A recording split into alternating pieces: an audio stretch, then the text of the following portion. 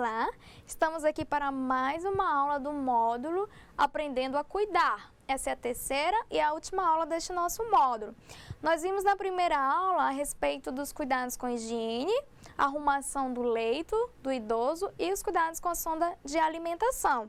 A segunda aula nós vimos os cuidados com a sonda vesical de demora e colostomia. E nessa aula de hoje nós vamos ver o cuidado com a prevenção e o manejo de quedas e também alguns cuidados de emergência, como por exemplo de engasgo, no caso de uma parada cardiorrespiratória ou de uma convulsão. Vamos lá para a nossa aula. Prevenção e manejo de quedas. Muitas vezes é preciso fazer algumas adaptações no ambiente da casa para melhor abrigar a pessoa idosa. Porque a pessoa idosa, com o passar do tempo, todos nós, na nossa fisiologia, temos dificuldades em se locomover. Tudo isso por causa da questão da osteoporose ou porque nós temos uma marcha mais lenta, ou seja, um andado mais lento e nós temos maiores dificuldades para elevar os pés para podermos andar. Então, nós precisamos fazer algumas adaptações no ambiente da casa desse idoso. Para quê? Para evitar acidentes e evitar quedas. Porque com esses acidentes e essas quedas, o que pode acontecer de pior com esse idoso é fazer com que ele fique ainda mais restrito ao leito, ou seja, acamado, porque ele pode vir a fraturar um osso.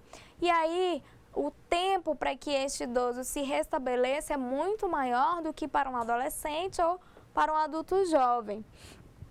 As cadeiras, por exemplo, cadeiras de roda, ou cadeira de plástico, ou cadeira de madeira, as camas, poltronas e os vasos sanitários mais altos do que os comuns facilitam a pessoa cuidada a sentar.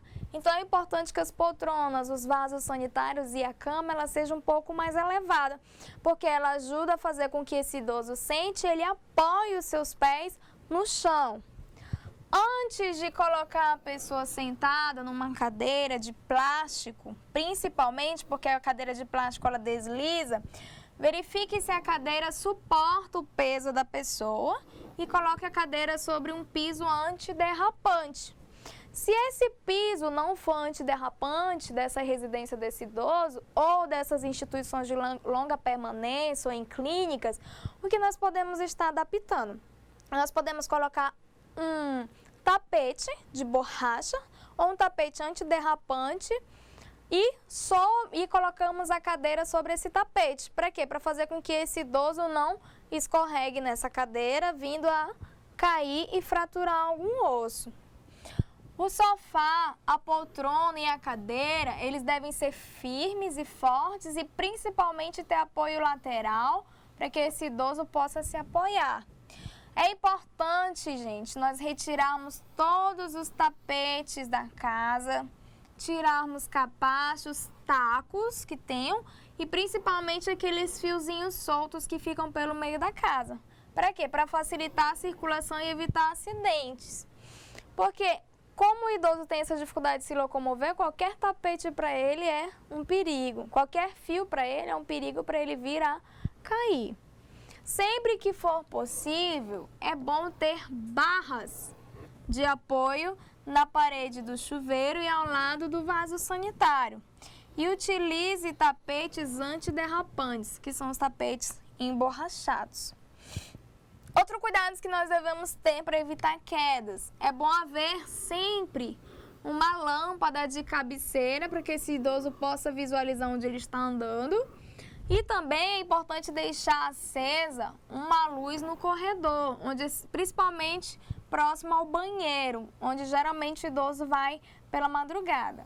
Os objetos de uso pessoal do idoso devem estar sempre postos próximos à pessoa, numa altura que facilite o seu manuseio, para ela não precisar ficar indo longe pegando esses objetos e vir a cair. As escadas, caso tenha escadas no local onde esse idoso vive, elas precisam ter corrimão dos dois lados. Isso nós chamamos de acessibilidade. Então, esse idoso precisa de ter esse corrimão para poder se apoiar.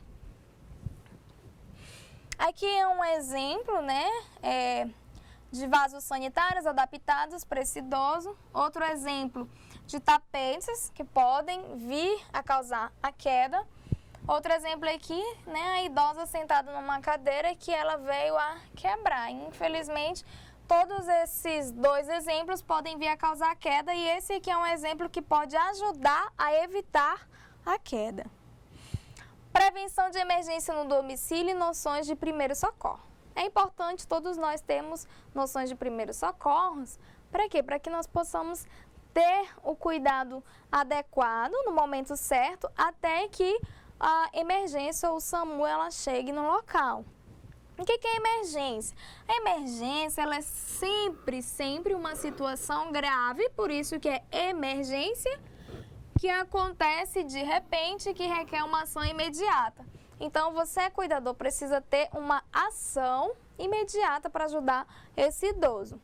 Sempre esteja atento para perceber uma emergência e procure ajuda para lidar com essa situação de maneira segura. É importante manter em local visível e de fácil acesso os números de telefone dos serviços de pronto-socorro, como principalmente do SAMU, que é 192. Engasgo. Engasgo é algo que ocorre muito facilmente. O que é o engasgo? O engasgo é quando o local do alimento não foi para o local adequado. Qual é o local adequado do alimento ir? Ele passa pelo nosso esôfago e vai para o estômago. Então, engasgo geralmente é quando, ao invés de passar para o esôfago e para o estômago, ele passa para a traqueia e atinge os pulmões.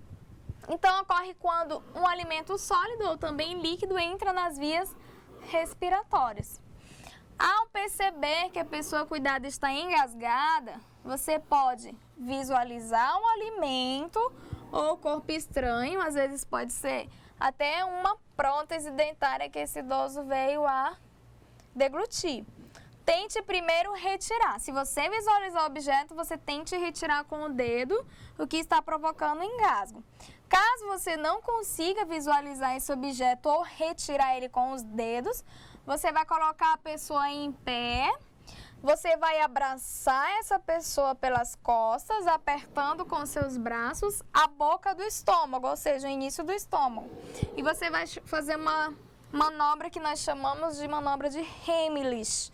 Então, você abraça o idoso por trás, na boca do estômago dele você faz esse movimento. E é importante que uma perna esteja à frente, a outra perna esteja atrás, para você conseguir abraçar esse idoso e fazer esse movimento. E de imediato esse alimento ele vai ser retirado. Essa daqui é a imagem que mostra a manobra de Heimlich. Então, você cuidador por trás, o idoso de frente e você vai fazer imediatamente a manobra, abraçando o início do estômago dele, que nós chamamos de boca de estômago, e vai fazer o movimento para cima, tá? Sempre para cima. Convulsão. Convulsão é importante você saber que ela não é uma doença contagiosa, porque os antigos eles falavam muito que a convulsão é uma doença contagiosa. Ela não é. Então você não adquire a convulsão só de tocar ou de ter contato com a baba da outra pessoa. Portanto, ninguém não se contamina. A convulsão, o que nós devemos fazer como cuidadores? Primeiro, apoiar a cabeça da pessoa e virar ela de lado. Então, você lateraliza a pessoa e apoia a cabeça dela. Você protege a pessoa para que ela não se machuque, afastando móveis e objetos. É importante que você não fique segurando essa pessoa, porque ela faz movimentos contra a vontade dela, ou seja, movimentos involuntários. Se você segurar, você pode vir a fraturar algum membro dessa pessoa. Então, a única coisa que você vai fazer é lateralizar ela, virar ela de lado. Não segura o corpo. E ao terminar a crise, a pessoa acordada confusa, sentindo dores no corpo e sem saber o que aconteceu. E aqui é um caso, tá, de convulsão, uma imagem. Então, uma pessoa que teve uma crise convulsiva, o que fez? Lateralizou ela. É importante lateralizar a cabeça. Por quê? Para que ela não venha se engasgar com a própria saliva. Lateralizou, tira todos os objetos que estão próximos. Retirando os objetos que estão próximos, você vai prevenir com que ela não se bata nos objetos.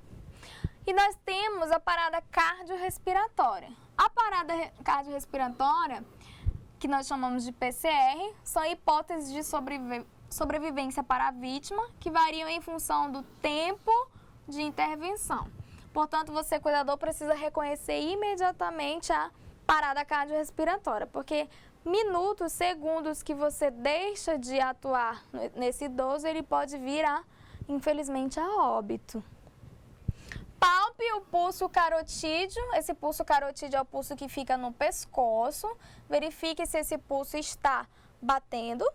Verifique a respiração, ouvindo o som pela boca e verificando a expansão torácica. O que é isso? Verificando se o tórax ele se eleva. Caso você não observe nenhum desses sinais, o que nós devemos fazer? Primeiramente, acionar o serviço de emergência, que é o SAMU.